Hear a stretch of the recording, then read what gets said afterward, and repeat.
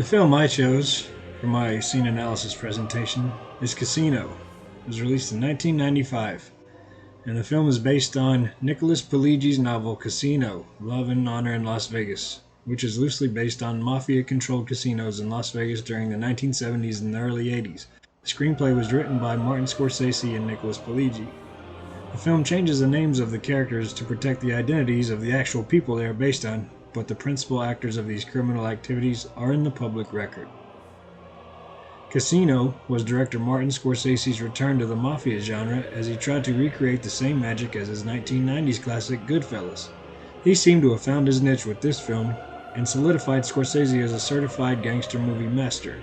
The film was critically acclaimed throughout Hollywood, and actress Sharon Stone was even nominated for an Academy Award for Best Supporting Actress.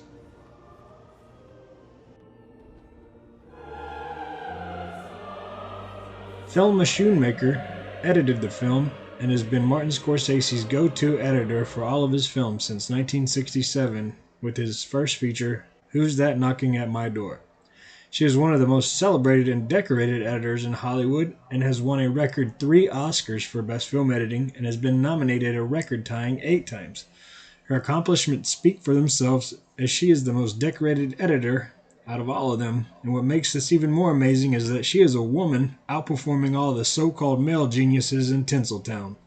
The 3 films she won Best Editing were of course all Scorsese films: Raging Bull in 1981, The Aviator in 2005, and The Departed in 2007. The opening sequence after the car explosion is a perfect example of how to sum up the movie in one montage of shots.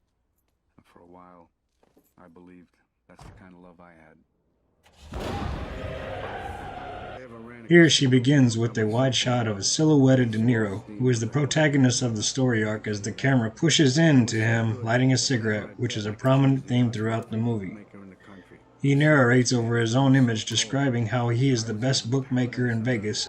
As De Niro says, "We were given the casino," we cut to a master shot of the bosses of the 5 mafia crime families sitting at a table discussing what we think is mob business. They are lit by only one overhead light bulb, indicating they operate in the shadows, as can be seen on screen. The narration is handed off to Joe Pesci, who plays Nicky and serves as the film's antagonist, along with the wife of De Niro, played by the stunning Sharon Stone. We can see here the ray of light highlighting her eyes that would signify she is the apple of his eye. Pesci gives away the ending here: "We fucked it all up," as the editor uses a dissolved transition back to De Niro overlooking the casino as he fades to black, and says, "We won't have anything that valuable again." The brilliant editor Thelma Schoonmaker uses parallel editing throughout the film to use past and present events to show how things were before the unfortunate series of events played out. It is also used to serve as exposition for the characters of De Niro, Stone, and Pesci. Schoonmaker's use of montages and parallel editing creates a fast pace throughout the film.